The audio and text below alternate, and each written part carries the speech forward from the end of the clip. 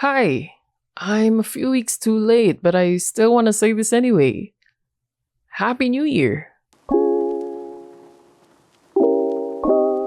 I hope your 2024 was great, and I hope our 2025 will be even more amazing.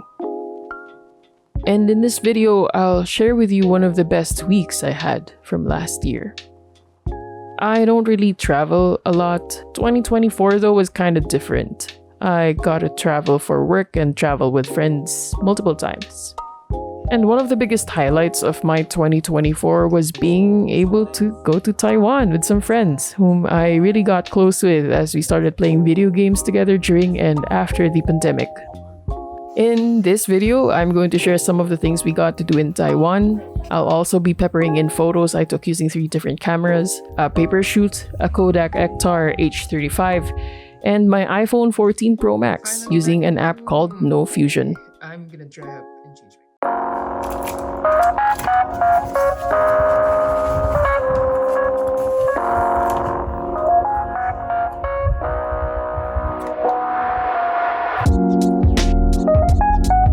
I know, I am a little too late for the Papershoot and Kodak Ektar hype, and tons of content creators have spoken about these 2 cameras endlessly.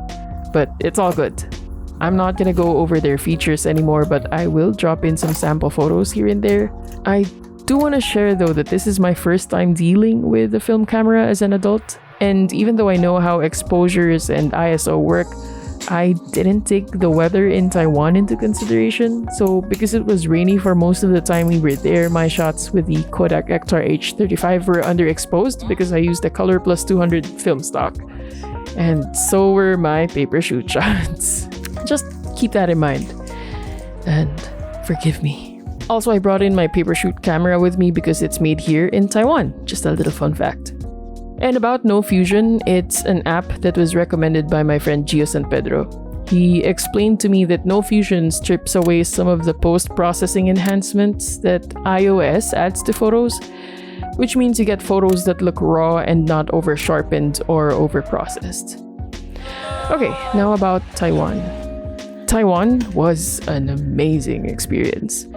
I never really considered traveling to Taiwan, it just wasn't in my radar.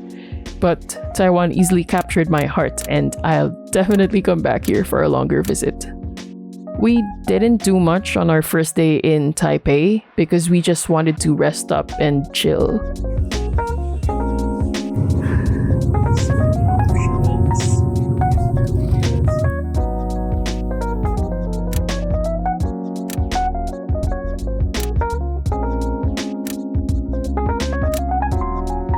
Once we felt recharged, we headed to Jiufen Night Market, which was a short walk from our hotel, and we got to see this amazing street performance.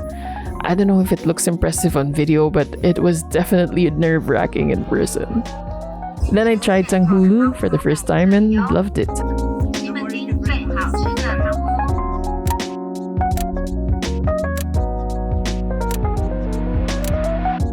Hot Star chicken wasn't around anymore.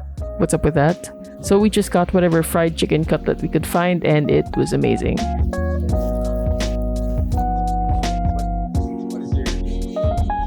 It was so good that my friend Luis gave it a rating of 5 out of 5 star anises, a running joke we eventually had as a group since we kept getting hints of star anise in most of the food we tasted, which we all loved, by the way.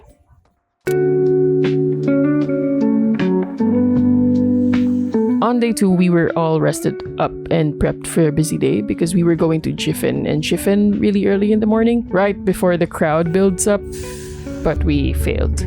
Not because we didn't make it in time, but because it was raining so hard that we couldn't walk around without getting soaked.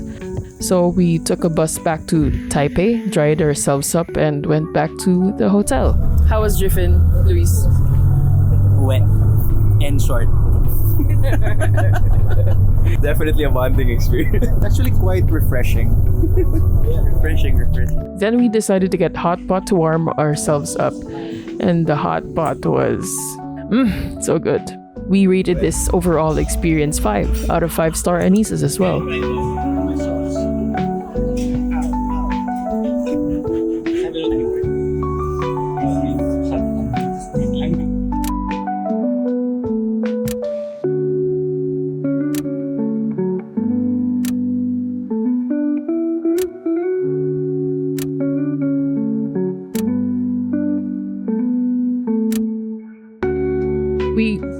really know what else to do for the rest of the day, so we went around Taipei and did some shopping. I got a bag from Jiu, a brand I've been wanting to buy from. Then we ran into a Pokemon center. We're all gamers in this friend group and we all love Pokemon, so this was just such a great discovery.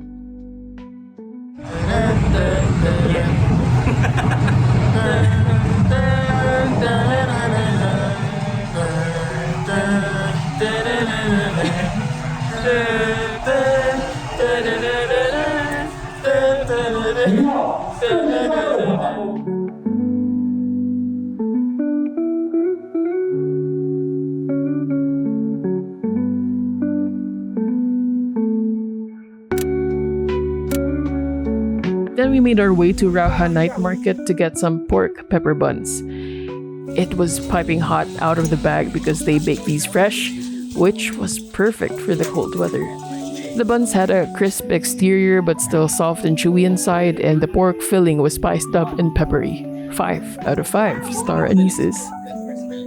I also bought some xiaolongbao and shumai, which tasted okay, but I've definitely had better. It was also cold, which is kind of disappointing, so 3-star anises for this one.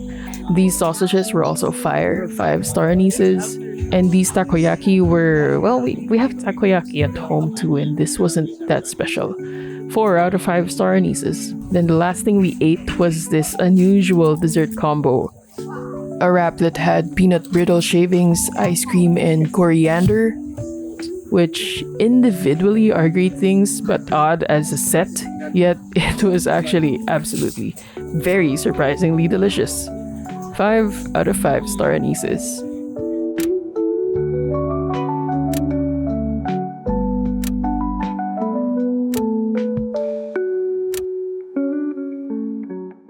On our third day, we were going to give Jiufen and Shifen another try. Jiufen, take 2! Jiufen!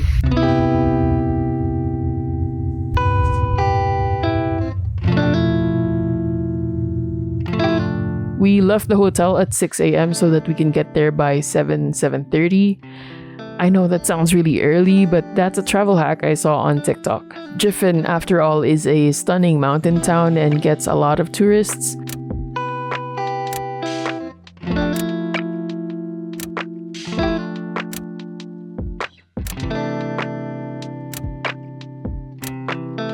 Especially since supposedly the bathhouse from Spirited Away was inspired by a tea house here in Jiufen.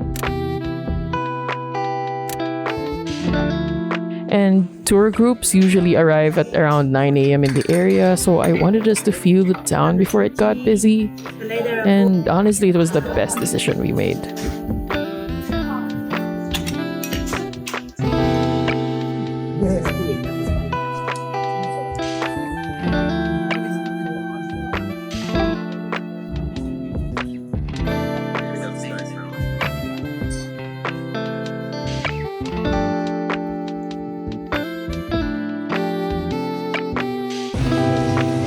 Pineapple cake.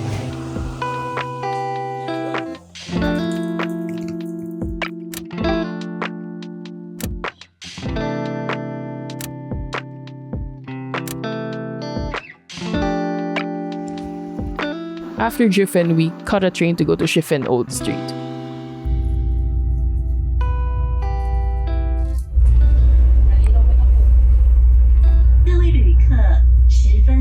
There are lots of shops and eateries here too, but the hub is most known for shops that offer these floating paper lanterns. You write on these paper lanterns and then walk towards the train tracks that cut through the hub, and then send your lantern flying. I did have some reservations about doing this, but they say that the lanterns are made of rice paper and that volunteers and townsfolk sift through the mountains and collect fallen lanterns to dispose of them properly every day. I hope that's true because this was such a cathartic moment for me. There's something about writing down things that you want or are worried about and having a way to express your desires and manifest good outcomes. And now, as I go through my daily routine, pursue a career, earn an income, I'm reminded of this moment. All the big and small decisions I make these days are somehow guided by the prayers I said on this day. So, yeah, I'm glad I did this. And I'm glad I was able to capture this. And I'm really glad that our friend Eric pushed us to doing this. After that, we did some more eating.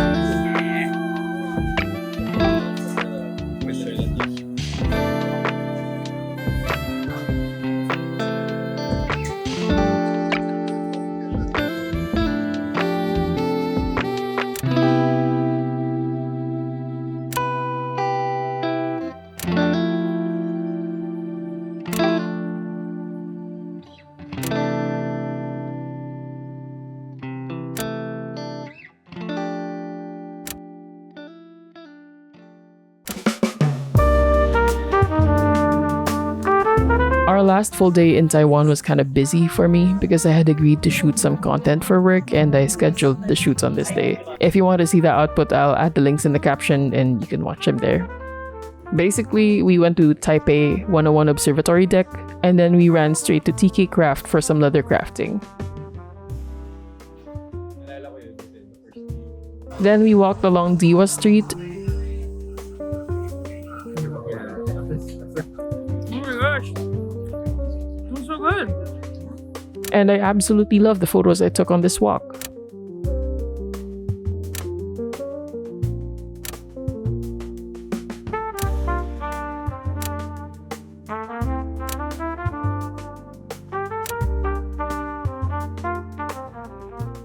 A 5-day trip, 2 of which were spent traveling to Taiwan, was definitely not enough to immerse ourselves into Taiwanese culture. But it was more than enough for me and my friends to just have a good vacation and spend some time together. And it was also a great way for me to really play around with my cameras. I know a lot of my shots were underexposed, none of them are perfect, but that's the point of trying these out for me. Just learning from the process and getting a chance to do better next time.